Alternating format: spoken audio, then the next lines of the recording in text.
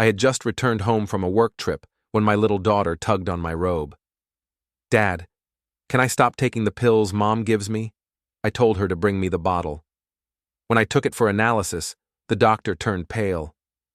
But let me back up a bit, because nothing in my life makes sense without context, and I've learned the hard way that context is everything when your world is quietly falling apart around you. My name is Dean Whitford. I'm 42 years old, and until about 3 minutes after walking through my front door on that Tuesday evening, I thought I had a reasonably normal life.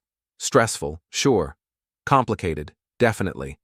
But normal in the way that most middle-aged divorced guys consider normal, juggling work obligations, trying to stay connected with kids who are growing up faster than I can keep track of, and navigating the minefield of co-parenting with an ex-wife who seems to view every interaction as a strategic opportunity. I work in logistics for a major shipping yard on the coast. It's not glamorous work, but it pays well enough and keeps me busy. The job requires me to travel sometimes, usually just a few days here and there, coordinating shipments and dealing with the bureaucratic nightmare that is international freight. I'd been gone for a week this time, stuck in a series of mind-numbing meetings in Baltimore while container ships played musical chairs with their schedules, and everyone blamed everyone else for delays that were probably inevitable from the start. The house was quiet when I came in. That should have been my first clue that something was off. Usually when I get back from a trip, there's at least some background noise. TV running, music from someone's room, the general ambient chaos of people existing in a shared space. But that Tuesday, the silence felt deliberate, like everyone was holding their breath and waiting for something.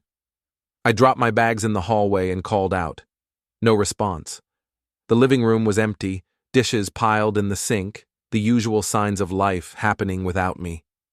I was halfway to the kitchen when I heard the small footsteps behind me. "Dad?" Maya's voice was so quiet I almost didn't hear it. I turned around and there she was, my 10-year-old daughter, standing in the hallway, with her hands clasped in front of her, like she was about to confess something terrible. She was wearing her favorite purple pajamas, the ones with the little stars on them, and her dark hair was pulled back in a ponytail that was starting to come loose.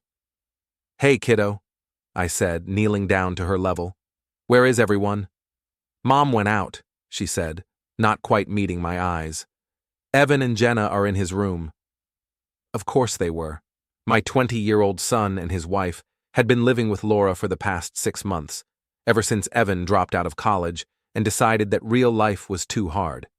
I'd offered to help him get back on track, maybe find a job, but Laura had swooped in with open arms and an open door, and suddenly I was the bad guy for suggesting that a 20-year-old man should probably have some kind of plan for his future. "Okay," I said, forcing a smile. "So what's up? You waiting up for your old man?" Maya fidgeted with the hem of her pajama top.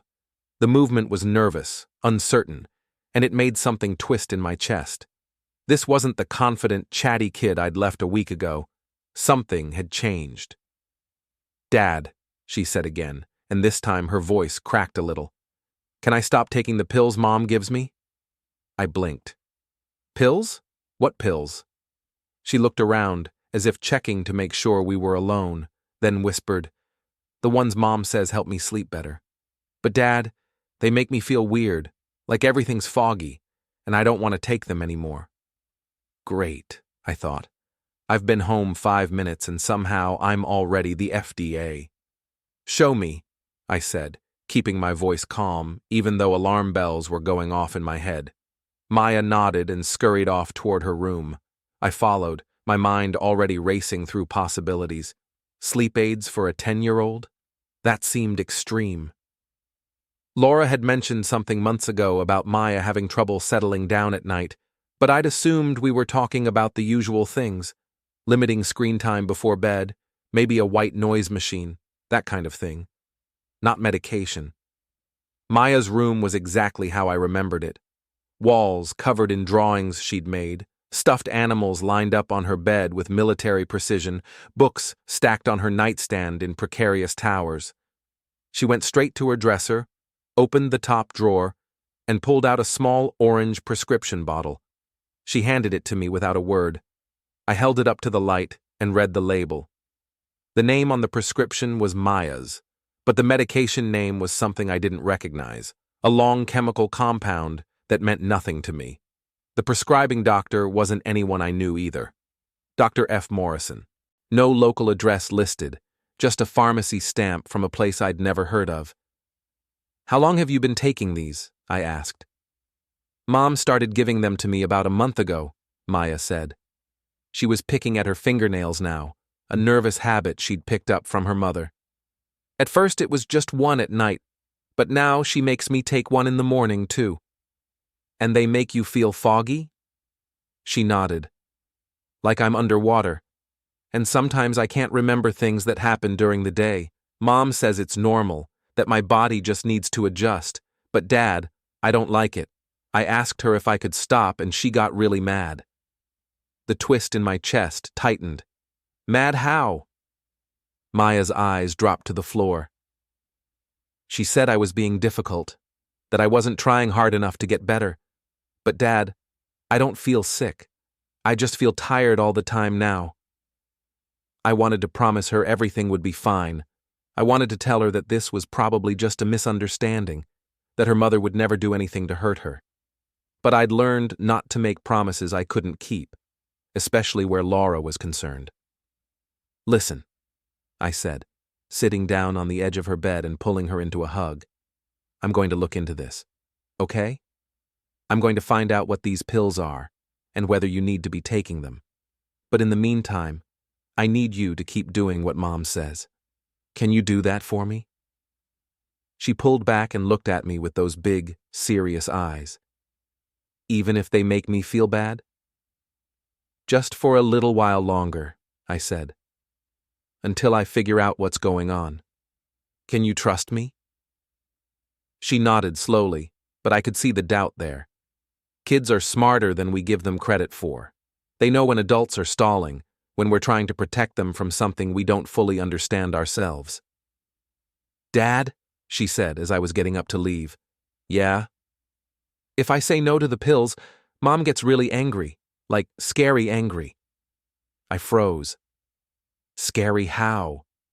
Maya's voice dropped to barely a whisper. "She yells, and she says things about you, about how you don't care about us and how I'm being ungrateful, and then she makes me take the pills anyway, even if I'm crying." The alarm bells in my head were now full-on sirens. I knelt back down and took Maya's hands in mine. "Has she ever hurt you? Physically?" "No," Maya said quickly. Too quickly. "She just gets really upset. And then Jenna tells me I'm making Mom stressed and that I need to be a better daughter." Of course, Jenna was involved. My daughter-in-law, the wannabe Instagram influencer who treated every moment of her life like it was content for her 47 followers. "Okay," I said. "Here's what we're going to do. I'm going to take this bottle with me and have it checked out by someone who knows about this stuff. In the meantime, you keep being exactly who you are, which is pretty awesome, by the way. And if anyone, and I mean anyone, makes you feel bad about yourself or scared, you call me immediately. Deal?" "Deal," Maya said, and she gave me a small smile that almost broke my heart. I slipped the pill bottle into my pocket and kissed the top of her head. "Now get some sleep. Real sleep, not foggy sleep."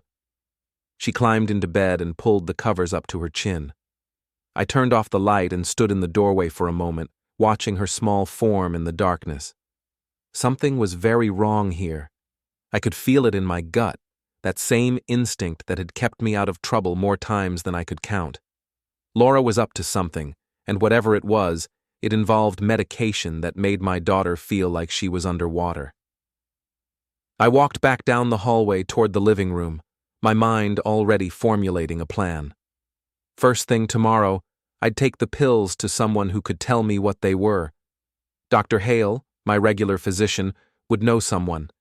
He'd been my doctor for 15 years, had seen me through 2 kids and a divorce, and I trusted him to give me a straight answer. I was almost to the front door when I heard voices coming from upstairs. Evan's room.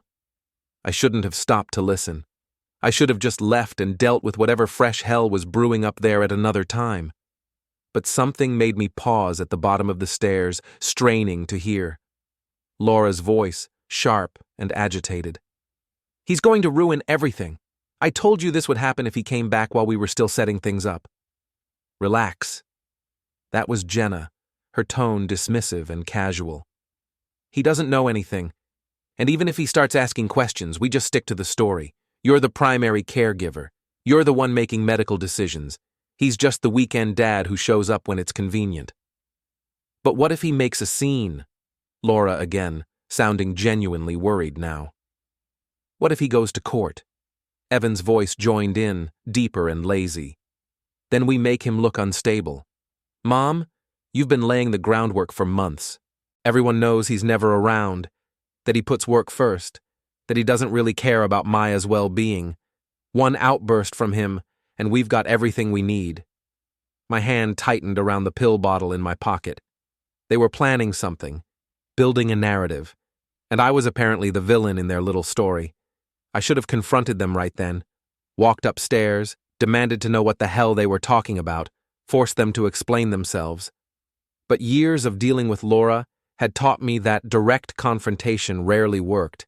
She was always 3 moves ahead, always had a counter-story ready, always managed to flip things around so that I was the one who ended up looking unreasonable. So instead, I did something I'm not particularly proud of. I pulled out my phone and started recording. The conversation continued upstairs, voices drifting down through the old house's thin walls and floors. I stood there in the dark hallway, holding my phone up toward the ceiling, and listened to my ex-wife and my son plan my destruction. "The trust fund," Laura was saying now, her voice clearer as she must have moved closer to the door. "That's what matters here. If we can get sole custody, if we can prove that Dean is unfit or absent or whatever legal term they want to use, then the money transfers to me as Maya's primary guardian. That's $300,000, plus whatever investment growth there's been. We're talking about real money here. Trust fund. My mother's trust fund. The one she'd set up before she died, specifically designed to help with Maya's education and future. It had strict conditions. The money could only be accessed by whoever had primary custody, and only for expenses directly related to Maya's well-being. I'd never touched it, never even thought about it, except in abstract terms of college funds and future opportunities. But apparently Laura had thought about it, a lot. "And the pills?" Evan asked. "That's really necessary?" "The pills keep her manageable," Laura said, and the casual cruelty in her voice made me want to put my fist through the wall. Calm, compliant, not asking too many questions.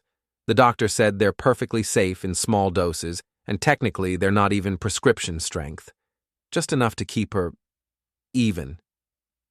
"What about when she tells Dean?" Jenna's voice was worried now. "She's been asking to stop taking them. What if she already told him?" There was a long pause. Then Laura laughed, a sound that had no humor in it at all. "Let him investigate. Let him make a scene. It just makes him look more unstable, more paranoid. And in the meantime, we keep documenting everything. Every missed phone call, every late pickup, every time he prioritizes work over his daughter. By the time this goes to court, if it even gets that far, the judge will take one look at our evidence, and Dean will be lucky to get supervised visitation." My hands were shaking. I stopped the recording and backed away from the stairs, trying to process what I'd just heard. This wasn't just co-parenting disagreements or the usual post-divorce pettiness. This was a coordinated effort to destroy me, to paint me as an unfit parent, and to steal money that was meant for my daughter's future. And they were using Maya as a pawn, drugging her into compliance to make their plan easier. I left the house without saying goodbye to anyone. Maya was already asleep, and I didn't trust myself to face the people upstairs without completely losing it. The cold air outside hit me like a slap, clearing my head a little, and I stood on the front porch for a long moment just breathing and trying to think. Fantastic, I thought. I'm the villain now, and I haven't even done anything villainous yet. But as I walked to my car, the pill bottle heavy in my pocket and my phone full of evidence I wasn't sure how to use, I realized something that scared me more than anything else. I was about to. Before we go any further, hit the hype button, take a second to subscribe and like the video. It really helps the channel grow. And tell us in the comments, what would you do in this situation? By Friday morning, I had a plan. It wasn't a good plan in the traditional sense. It involved public confrontation, potential legal gray areas, and a very high risk of everything going spectacularly wrong. But it was the only plan I had, and time was running out. Carson had sent me the documentation I'd demanded. 3 months of transaction records, prescription details, and even some email correspondence with Laura that made her intentions crystal clear. She'd asked him specifically about medications that would make a child more manageable and less likely to question authority. His responses had been careful, clinically detached, but he'd provided exactly what she wanted. I added it to the growing file of evidence on my laptop. Marta's security camera footage, Dr. Hale's medical analysis, Rick's confession about the supply chain. And the recording I'd made that first night, Laura's voice talking casually about keeping Maya compliant and accessing the trust fund. It was damning. It was comprehensive. And it still might not be enough to stop Laura's lawyer from filing custody papers next week, which is why I needed to change the battleground. Move the fight out of courtrooms and into public view. Force Laura to defend her actions in front of people who knew her, who'd believed her careful image of being the devoted mother. The problem was figuring out how. I was sitting at my kitchen table, drinking my 4th cup of coffee, and staring at my laptop screen when my phone rang. It was Marta. "Dean," she said without preamble. "I just saw Laura's car leave. She's gone somewhere with Jenna. Evan's still at the house, but Maya's alone." My pulse quickened. "You're sure?" "I've been watching all morning," Marta confirmed. "This is your chance if you want to talk to Maya without Laura interfering." I was already grabbing my keys. "I'm on my way. If Laura comes back before I leave, can you give me a heads up?" "Already got you on speed dial, honey. Go." I made the drive in record time, parking 2 blocks away and approaching the house on foot. The neighborhood was quiet this time of day, most people at work or school. I knocked on the door and waited, my heart hammering. Maya answered, her face lighting up when she saw me. "Dad?" "Hey, kiddo," I said, kneeling down to her level. "Can I come in?" She glanced back over her shoulder nervously. "Evan's upstairs. He's supposed to be watching me." "It's okay," I said. "I just need to talk to you for a few minutes." We went inside and sat in the living room. Maya curled up next to me on the couch, and I could feel how tense she was, like she was expecting something bad to happen at any moment. "How are you doing?" I asked. "Really doing?" "Tired," she said quietly. "The pills make me so tired, Dad, and Mom keeps asking me questions about you, like whether you've been mean to me or said bad things about her. I told her no, but she keeps asking." "What kind of questions exactly?" Maya bit her lip, thinking. "Like, has Dad ever yelled at me? Has he ever made me feel scared? Does he talk about Mom in a bad way? Stuff like that. And then Jenna records me answering on her phone, but she makes me say things different than how I actually said them." My jaw tightened. "What do you mean, different?" "Like, I'll say, 'No, Dad never yells at me,' and then Jenna will say, 'Can you say that again, but without the no part?' And then she only keeps the recording where it sounds like Dad yells at me. She did it like 5 times yesterday. They were editing footage, creating false evidence. I shouldn't have been surprised, but somehow it still made me furious. "Maya," I said carefully, "I need to ask you something important. Would you be willing to tell other people what you just told me? About the pills? About Mom making you answer questions? About Jenna editing the recordings?" She looked scared. "Who would I have to tell?" "I don't know yet," I admitted, "but probably a lot of people, and it might make Mom really angry." "She's already angry," Maya said, her voice small. "She's angry all the time now. She yells at Evan, and Evan yells at Jenna, and Jenna yells at me, and nobody's happy anymore." I pulled her into a hug. I'm going to get you out of here, I promise. When? This weekend, I said. I'm working on something, but Maya, I need you to be brave for just a little longer. Can you do that? She nodded against my shoulder. I can try. We sat there for a few more minutes, just holding each other, and I tried to memorize the moment, because everything was about to change, one way or another. My phone buzzed. Text from Marta. Laura's car just turned onto the street 2 minutes out. I have to go, I said, standing up quickly. Remember, be brave, and if anything scary happens, you call me immediately, okay? Okay, Maya said. I kissed the top of her head and slipped out the back door just as I heard a car pull into the driveway out front. Close call. Too close. I made it back to my car without being spotted and sat there for a moment, catching my breath. Maya's words echoed in my head. Jenna editing recordings. Laura coaching her responses. The whole thing was a carefully orchestrated fraud, but if they could create false evidence, so could I. Not through deception, I had actual truth on my side, but through careful presentation, through finding the right moment to expose everything in a way that couldn't be ignored or explained away. And then it hit me. Tomorrow was Saturday.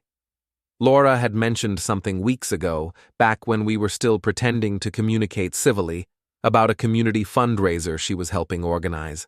Some kind of charity event at the community center, lots of local families and business owners attending. She'd been very proud of her involvement, talked about how it would be good for her image in the neighborhood. She'd been planning to use it as another way to establish herself as a pillar of the community, the devoted single mother, giving back, raising money for a good cause. But what if I used it instead? What if I showed up with my evidence, with the truth, and exposed her in front of everyone she'd been trying to impress? It was risky. It was public. It was the kind of confrontation that could blow up spectacularly in my face. But it was also exactly the kind of thing Laura would never expect. She thought I'd fight her in court, through lawyers, in private battles where she could control the narrative. She didn't think I'd go scorched earth. I pulled out my phone and called Dr. Hale. Dean, he answered. How are you holding up? I need a favor, I said. And I need you to trust me that it's for Maya's safety. There was a pause. What kind of favor? I need you to write an official letter documenting the medical analysis you did on Maya's pills, not just your notes, an actual formal letter on your practice letterhead, signed and dated. Something I can show to people who aren't medical professionals, and they'll understand immediately what they're looking at.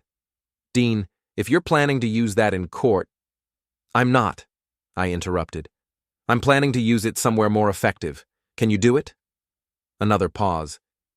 You're not going to do anything dangerous, are you? Define dangerous. Dean, I'm going to protect my daughter, I said. However I need to. Can you write the letter or not? Dr. Hale sighed. I'll have it ready by end of day. But Dean, please be careful. I know you're angry, but— Anger isn't the problem anymore, I said. Anger would be safer. I'm past that.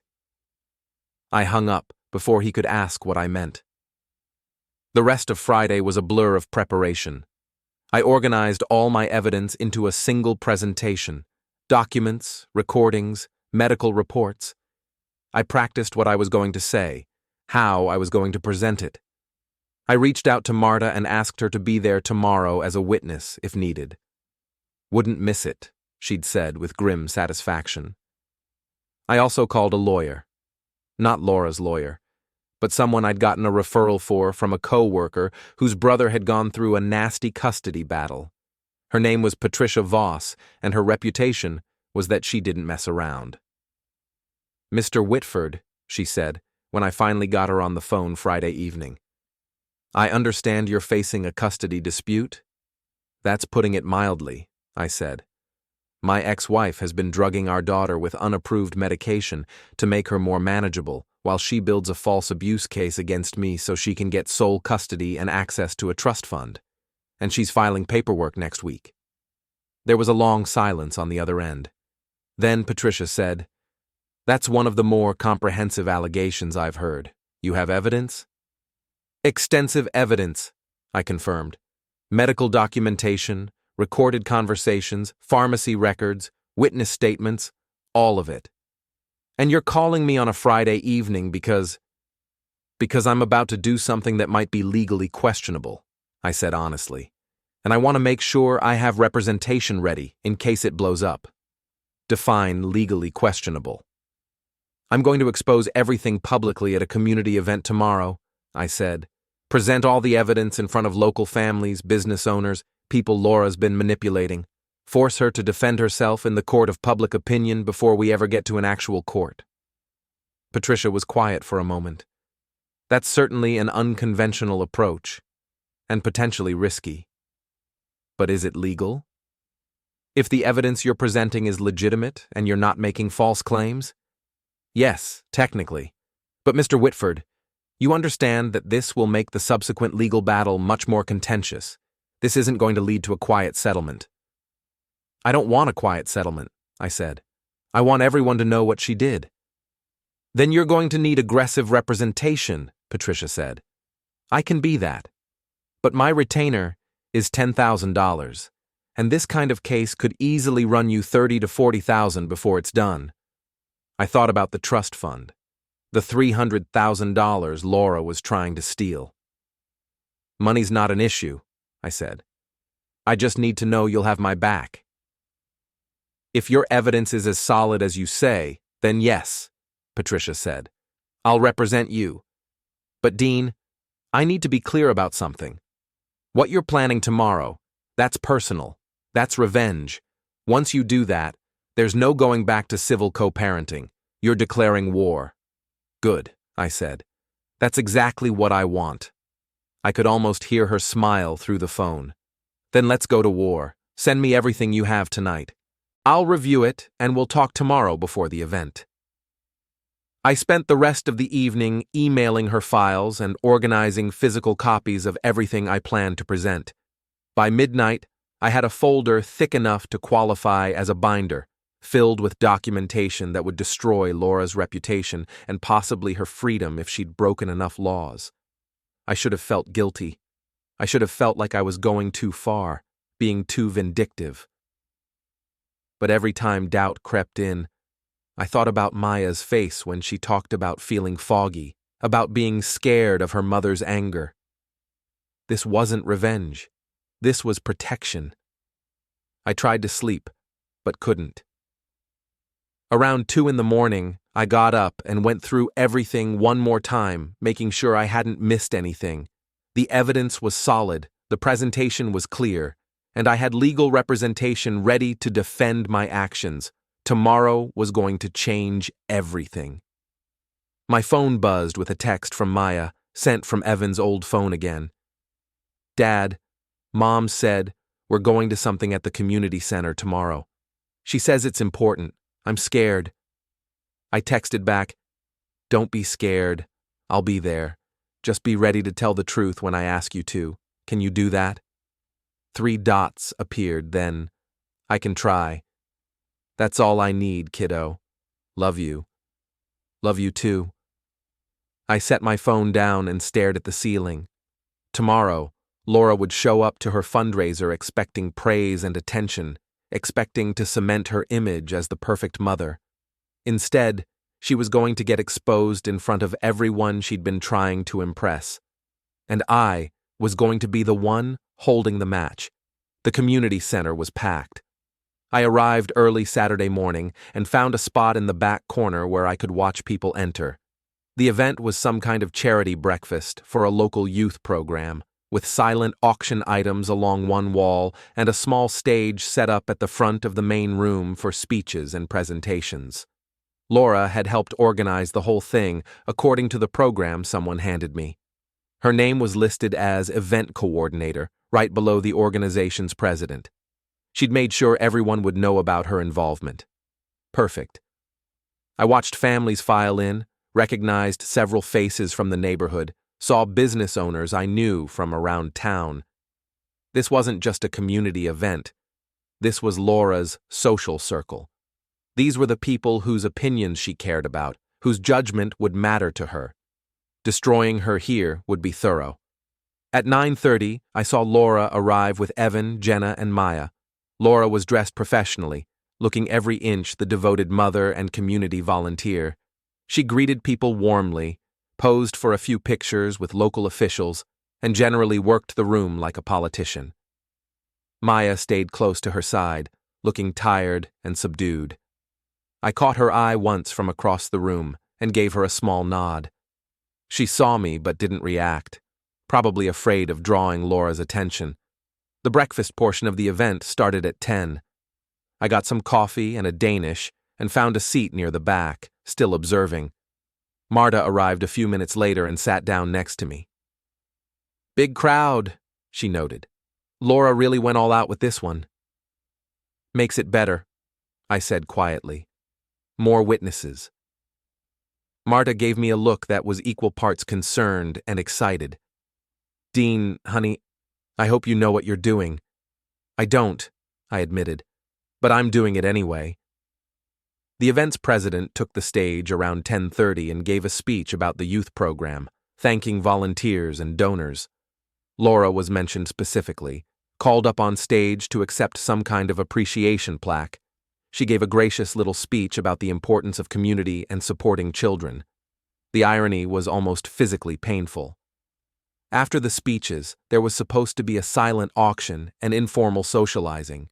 That's when people would start milling around, looking at auction items, chatting with neighbors.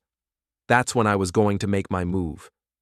I waited until Laura was in the middle of a conversation with several other mothers, all of them smiling and congratulating her on the successful event. Then I walked up to the group with my folder under my arm. "Excuse me," I said, my voice calm and clear. "I'm sorry to interrupt, but I need everyone here to see something important." Laura's head snapped around. When she saw me, her face went through several expressions in rapid succession: surprise, anger, calculation. "Dean, what are you doing here?" "I'm here because you invited our daughter to a public event," I said, "and I think it's time people knew the truth about what kind of mother you really are." The mothers around Laura looked confused, starting to sense drama. A few people nearby stopped their conversations to listen. "This isn't the place," Laura said through gritted teeth. "If you have something to say to me, we can discuss it privately." "No," I said. "We're done with private discussions. We're done with you controlling the narrative. Everyone here thinks you're some kind of model parent, and they deserve to know what you've really been doing." Laura's face flushed red. "You're causing a scene." "Good," I said. I raised my voice so more people could hear. "For the past 2 months, Laura has been giving our 10-year-old daughter medication that isn't approved for children. Hormone modulators designed to keep her calm and compliant. She got them through an illegal pharmaceutical operation, using a fake doctor's prescription. Also, she could build a false abuse case against me and gain sole custody to access a trust fund worth $300,000. The room was getting quieter now as more people stopped to listen. I could see Laura's lawyer, Thomas Brennan, starting to make his way through the crowd toward us. "That's slander," Laura hissed. "You can't prove any of that." I opened my folder and pulled out Dr. Hale's letter. "This is a medical analysis from my daughter's pediatrician, documenting the medication and explaining why it's dangerous and inappropriate for a child her age." I held it up so the people around us could see the official letterhead. "These," I continued, pulling out Carson's transaction records, "are pharmacy records showing 3 separate purchases of the medication, including email correspondence where Laura specifically asked for something to make Maya more manageable." Laura's face had gone pale now. People were staring, some with phones out, probably recording. This was going to be all over local social media by tonight. "And this," I said, pulling out my phone and holding it up, "is a recording of Laura, my son Evan, and his wife Jenna discussing their plan to set me up as an unstable parent while they drugged Maya into compliance." I hit play. Laura's voice filled the quiet room, crystal clear. "The trust fund. That's what matters here. If we can get sole custody, if we can prove that Dean is unfit or absent or whatever legal term they want to use, then the money transfers to me. I let it play for 30 seconds, just enough to establish context. People's expressions were changing from confusion to shock to horror. "This is fake," Laura said desperately. "He's edited it, taken things out of context." "I have the full recording," I said.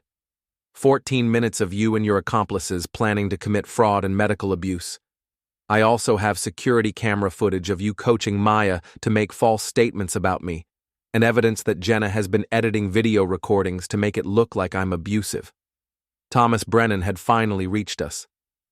"Mr. Whitford, I strongly suggest you stop talking right now. This is harassment and slander and—" "Everything I've said is documented and provable," I interrupted, "and I have copies of all of it ready to file with Child Protective Services, the police, and the State Pharmacy Board. So maybe you should advise your client to stop committing crimes instead of trying to threaten me." A woman in the crowd spoke up. I recognized her as one of the PTA presidents from Maya's school. "Laura, is this true? Have you been giving Maya unapproved medication?" Laura opened her mouth, closed it, looked around at all the staring faces. She was trapped, and she knew it. "I was trying to help her," she finally said, her voice desperate. "She was having trouble sleeping, and regular doctors weren't helping, and I just wanted—" "You wanted $300,000, I said flatly, "and you were willing to poison our daughter to get it." The crowd had grown substantially now, a ring of people surrounding us. I could see Maya standing off to the side with Evan and Jenna, watching everything with wide eyes. "Maya!" I called out. "Come here, please." She hesitated, looking at her mother. Laura shook her head sharply. "Maya, stay where you are." "Maya," I said again, gentler this time. "It's okay. Just tell everyone the truth about how the pills make you feel." Maya looked between me and Laura, clearly terrified. For a moment, I thought she wasn't going to do it, that the fear of Laura's anger would be too much. Then she took a small step forward, then another. "Maya!" Laura's voice was sharp. I said stay there. But Maya kept walking, slowly at first, then faster, until she was standing next to me. I put my hand on her shoulder and felt her trembling. "It's okay," I said quietly. "Just tell them what you told me." Maya's voice was barely a whisper at first. "The pills make me feel foggy, like I'm underwater, and I can't remember things. I asked Mom if I could stop taking them and she got really mad. She said I was being difficult and that I needed to try harder to get better. But I don't feel sick. I just feel tired all the time." The crowd was completely silent now. Even the people who'd been in other parts of the community center had gathered around to watch. "And the questions?" I prompted gently. "Tell them about the questions Mom made you answer." Maya swallowed hard. "Mom and Jenna kept asking me questions about Dad, like whether he yelled at me or made me feel scared. When I said no, they made me answer again, without the no part. And then Jenna only kept the recordings where it sounded like Dad was mean to me, even though that's not what I meant at all." I could see several people in the crowd looking at Laura with pure disgust. One woman had tears running down her face. Laura lunged forward suddenly, trying to grab Maya. "You don't know what you're saying. You're confused because of—" I stepped between them, blocking her. "Don't touch her." Evan pushed his way forward, his face red with anger. "Get away from my sister." "Your sister who you helped drug?" I shot back. "The one whose trust fund you were planning to spend. Get out of my way, Evan." He didn't move. We stood there facing each other for a long moment, and I could see him calculating whether to physically try to get past me. He was bigger than me, younger than me, probably stronger than me. But I had rage on my side, and Maya behind me, and he must have seen something in my face that told him this wasn't going to end well for him. "She's coming home with me," I said, loud enough for everyone to hear, "right now, and if any of you try to stop me, I will call the police and show them all of this evidence, and you can explain to them why you thought poisoning a child was acceptable." "You can't just take her," Thomas Brennan said. "There's a custody agreement, which your client has been violating by administering dangerous medication without my consent," I said. "I'm exercising my right to remove my daughter from an unsafe environment. If you want to challenge that, I'll see you in court. My lawyer's name is Patricia Voss, and she's very eager to file criminal charges against everyone involved in this scheme." I took Maya's hand and started walking toward the exit. People parted to let us through, staring at Laura with a mixture of shock and disgust. Behind me, I could hear Laura starting to shout, her voice high and panicked. "This is kidnapping! He's unstable! Someone call the police!" "I already did," a voice said. I turned and saw Marta holding up her phone with a satisfied expression. "I called them 5 minutes ago and told them there was a medical abuse situation at the community center. They should be here any moment." Perfect timing. I hadn't asked Marta to do that, but it was exactly what I needed. If the police showed up now and saw Laura in the middle of a public meltdown with a crowd of witnesses testifying against her, it would make my case even stronger. "Dean!" Laura's voice was desperate now. "Please, we can work this out. We can talk about this like adults." I stopped at the door and turned back to face her. She looked destroyed, face red and splotchy, hair coming loose from its careful styling, that perfect image she'd worked so hard to maintain completely shattered. "We're done talking," I said. "We're done pretending. You tried to destroy me to steal from our daughter, and you failed. Enjoy the consequences." I walked out of the community center with Maya's hand in mine, leaving behind a room full of shocked witnesses and one completely ruined ex-wife. Outside in the parking lot, Maya finally broke down crying. I knelt down and pulled her into a hug, letting her sob against my shoulder. "It's over," I said over and over. "You're safe now. It's over." Police cars were pulling up, lights flashing. An officer approached us, and I calmly explained the situation, showed him my evidence, and told him Maya needed to be medically evaluated immediately to assess damage from the medication. More officers went inside. I could hear raised voices, people shouting. Through the community center windows, I could see Laura in the middle of the crowd, still trying to defend herself, still trying to salvage something from the wreckage. But it was too late. The truth was out. Everyone knew what she'd done, and there was no coming back from that. My phone rang. Patricia Voss. "I'm watching the video someone live-streamed," she said without preamble. "That was absolutely insane and reckless and probably the most effective custody battle strategy I've seen in 20 years. Every parent in that room is going to testify on your behalf if we need them." "So, I didn't completely screw this up?" "Oh, you screwed it up in the best possible way," Patricia said, and I could hear the smile in her voice. "Laura's going to have a very hard time recovering from this. My guess is she withdraws the custody filing within 48 hours once her lawyer realizes what a disaster she's created." "And the criminal charges?" "Child Protective Services will investigate," Patricia said. "With your evidence and all these witnesses, I'd be shocked if she doesn't face some kind of charges.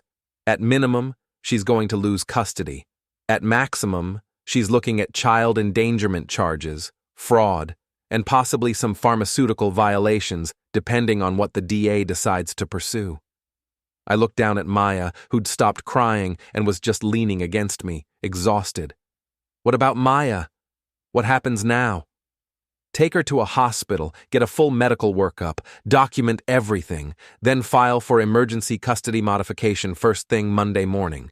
With what happened today, I guarantee the judge grants it. You'll have full physical custody while the courts sort out the rest." "And visiting rights for Laura?" "That's up to you," Patricia said. "But if I were you, I'd request supervised visits only. After today, no judge is going to trust her alone with Maya." We talked for a few more minutes about next steps and logistics. Then I hung up and looked at my daughter. "Ready to go home?" I asked. She nodded. "Can I stay with you?" For real this time? For real this time, I promised. We drove to the hospital first, where doctors ran a full evaluation on Maya. The news wasn't great. She'd been on the hormone modulators long enough to cause some disruption to her natural development, and she'd need monitoring for the next several months to make sure everything corrected itself. But the doctors were optimistic that with the medication stopped, she'd recover fully. After that, we went back to my place. It wasn't much, a 2-bedroom apartment that I'd moved into after the divorce, definitely not as nice as Laura's house, but it was safe, and it was quiet. And most importantly, it was away from the people who'd been hurting her. Maya fell asleep on the couch before dinner, exhausted from the emotional toll of the day. I covered her with a blanket and sat in the chair across from her, just watching her sleep peacefully for the first time in months. My phone kept buzzing with messages, friends who'd heard about what happened, colleagues from work offering support, even a few reporters asking for interviews about the community center confrontation. I ignored all of it. The only message I responded to was from Marta. "You did good, honey. Real good." I typed back, "Thank you for everything. I couldn't have done this without you." 3 dots appeared. Then, "Anytime. And Dean?" Laura looked absolutely destroyed when the police let her out. "Just thought you'd want to know. Sweet dreams." I smiled grimly. Yeah, that did help a little. But mostly I just felt tired. The adrenaline was wearing off, and the weight of everything I'd done was starting to settle over me. I'd destroyed my ex-wife's reputation. I'd exposed her crimes in the most public way possible. I'd turned her community against her. I should have felt guilty. But every time that thought started to creep in, I looked at Maya sleeping peacefully and remembered how she'd sounded when she talked about feeling foggy, about being scared. She was safe now. That was all that mattered. The rest, the revenge, the public humiliation, the destroyed relationships, that was just the price Laura paid for trying to hurt my daughter. And I'd do it all again without hesitation.